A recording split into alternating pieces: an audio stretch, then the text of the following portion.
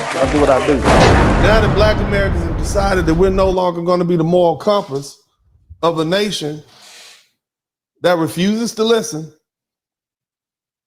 what happens? What happens when we let America deal with itself without our voices, our leadership, or our willingness to fight?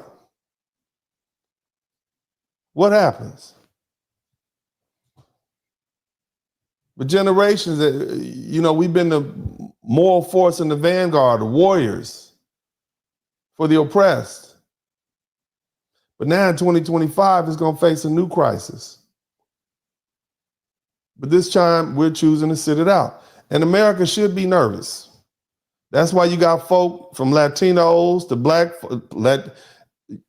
African immigrants, Caribbean immigrants, they're on the internet copping pleas, explaining how they understand. You got white men on the internet saying, man, Black people could save us. We made a mistake. All of them are copping pleas. And I find that very interesting.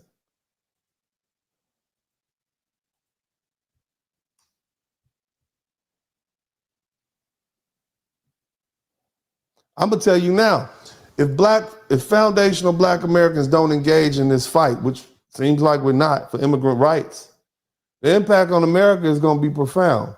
You're looking at the social fabric of a country will begin to weaken as these immigrant communities face separation and deportation and hardship without having their own advocacy. What happens when you all of a sudden have hundreds of thousands of single parent homes in a community because dad's been deported or mom's been deported? Look at the destabilizing factor of that. You had a strong, vibrant community, illegal or otherwise, mixed status or otherwise, working hard. What happens to that community? We know what happens when you have single parents, especially single mothers raising children with no income. What happens? So you don't have your husband. He's been deported. You got children to take care of. More likely than not, underage children. So you're going to have financial issues, housing issues. You may try to work. So what's that going to lead to? Probably more crime, probably more homelessness, and you don't have anybody advocating for you. So that's going to lead to frustration. I'm just saying. This suffering is going to become visible, and it's going to be inescapable. And you're going to see people in the street. I tell my guys all the time, you ready to step over the bodies? I'm talking about proverbial bodies, but you might have to step over some homeless people and some begging people. Look at some of those countries that these folk come from. It's going to create anger. It's going to create resentment.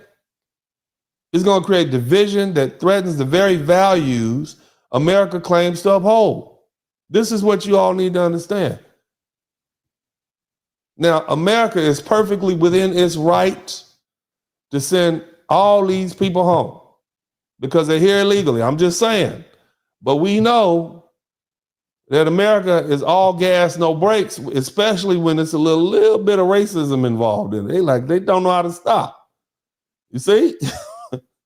We're not just going to make them work. We're going to make them work from sun up to sundown, and then we're going to have sex with their women and anything else we can catch. So there are no breaks because they're belong to us. Shout out to Cody Marshall. I'm just trying to help. Let's see where we're going here, Black folks. Here's another thing. Remember, these people think they're justified. They think this land was stolen, even though that's not true. It was purchased. These folk who are having their statuses revoked when Donald Trump said he was going to let the people without papers stay and he was only deporting criminals, they think they've been lied to. So they're now, remember, the worst fight is when both sides think they're justified. So that's going to create resentment. It's going to create anger. It's already created division, but they're directing their anger towards us. We didn't have anything to do with it. 92%. Black women voted for Donald Trump. Voted for Kamala Harris 92%. Black men voted 79%. Of course, I didn't, because I'm concerned about my tax bracket. I got my own tax bracket interest involved. That's not me. But the vast majority of the well-meaning Black people said, you know what? I'm going to get out here and fight and do what I do. I'm going to vote for Kamala Harris. Everybody else, we did what we were supposed to do. Well, y'all did, not me. I don't care like that. But again, you did what you're supposed to do. But they didn't. Yet and still, it seems as though the divisiveness, especially coming from Latinos, is being directed to Black folks because they dare not fight with them white folk. That's just going to make it worse. They're already burning flags in the street. They're about to get LA good. But the other thing is, the world is watching. And when I say the world is watching, look, America's already under scrutiny for its racial history. Everybody around the world knows it. And what's going to happen is they're going to be labeled once again as a nation of systematic oppression. And everybody's going to be pointing the finger. Oh, you're land of the free, whatever. You're going to have international leaders and human rights organizations. They'll be calling this what it truly is, what it looks like, ethnic cleansing. You're not sending white folks home, I'm just saying. And what happens when America gets exposed on the global stage? It risks further isolation. It risks alienation, right? You're going to have countries starting to question its moral authority. How can you tell us what to do? Look how you treat your people. You're going to have a lot of anti-American sentiment, not just from foreign governments, but also from people within the country and also people outside the country. So how are you going to be treated when you go outside the country? We 3 weeks in, and this woman is already talking about spitting in people's food when they come to Cancun. All you college students out there, don't get some extra minerals down there when you're eating your tacos and fajitas. Be careful, right? But see, that's going to ignite a certain level of backlash and unrest that this country is not really ready to face. And that's internal. So you got external and internal. And guess what? It's been Black people that have historically been the only group that has prevented America from spiraling into its worst tendencies. Number one, we don't seek revenge. Okay? That's the first thing. But these other folk are not like us. We are wonderful, good-natured people. We just want justice. We want freedom. We want to be able to raise our children. This is what we want. But these other folks are not like us. And when you start going to their countries and they say, well, you didn't treat my Hispanic Mexican brother, Colombian brother well, or my Arab brother well, or my Chinese brother well, or you Indian brother well.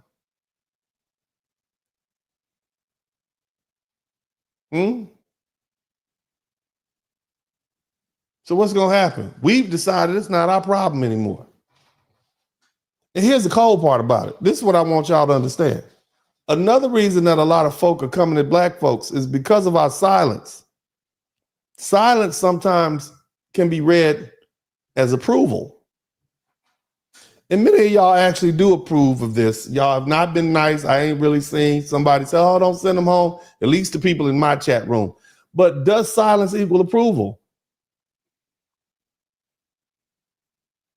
Many of these white folks like Donald Trump and all the rest of these, so, well, man, normally Black, we see a few politicians out there talking crazy, but they might just be talking. They were against the mass deportation. But then when Elon Musk start auditing all of these different Department of Education and AIG, USAID, they don't care about these immigrants anymore. Now they try to make sure we keep these books silent. They've got the judge that has ordered Elon Musk's team to burn all your notes. You can no notes. Not only do we want you to stop looking, but you're going to burn the notes too. We don't any paperwork you've learned, burn it. This is what I'm saying. They're nervous. But nevertheless, you got a couple of Black politicians out front, and you notice how they'll put your They put your black female politicians out there. They put your black senators out there. There's not really a whole lot of support from everyday black people, but they're still saying, well, we got some black people. Why is that? Where are the Latino people at? Where are the Latino politicians? Where are the Arab politicians? Why would they put black people out there? And you know why. I just explained to you why. Because we're the moral authority, the moral compass. And if they're trying to see if other black people will come along and support, well, if we put some of these black politicians out there, maybe we can get these everyday black people to support. No, we want to know where our money went to. Black people pay a lot of taxes. So again, even black folks are silent. And that is perceived by some as approval. Well, they're not protesting against this deportation, even when we're deporting Nigerians and Africans and other Caribbeans. So maybe they're, cool with it. It's the same way as if a parent stays silent when their child is misbehaving. It appears that the parent is complicit in it. You just gonna let them do that? Child looking up at you and you not doing anything? He gonna keep going. It's the same way white moderates watched segregation happen and didn't do anything. It's the same way America ignored police brutality until Black America forced them to confront it. See, and I don't know how you feel. Some might say, well, we're silent and we approve. But most will say we're silent because we're done being used. It's not our fight. Look, 86% of Black Americans voted for Kamala Harris. Okay? So that means we tried to prove this. The rest of y'all sat on the couch because you couldn't bring yourself to vote for, but you still didn't want to vote for Trump. What's up? Welcome to the broadcast. This is Uncle D. People wash their ass in the tub, Kamala Harris. You were tuned in to Uncle D. D's Black Man Talk. Pull up, homie, take a seat. Don't be a shadow watcher every day. You learn something, then you earn something. Let them know and drop some money in the plate. It's getting cold, ladies, talking ratchet. Lizard King here, grab your coat, zip your jacket. Keep quiet for a second, close your jaw. Attorney Spurling, this ain't pearly, know the law. Talking Constitution, pushing pins when he shooting, give him that. Masculinity, just for the record, sprinkle that. You can keep your cat, gotta cut it. Only cat he rubbing, gotta love it. I call it Molly Buddy. Gotta vote your interest, voting earns. Presidential, this is for the money that I earn. When you gon' learn, my people, that evil mixed with evil. No matter what you're doing, baby, this ain't equal. Sometimes when you're special, you get hated. The test is for the best, you're damn right, my people made it. Uncle D, Blizzard King, you been served, gotta notice. 9 black men out here know we winning, gotta hold it now. Uncle D, you been served, get your notice. 9 black men out here know we winning, gotta hold it now. Uncle D, you been served, get your notice. 9 black men out here know we winning, gotta hold it now.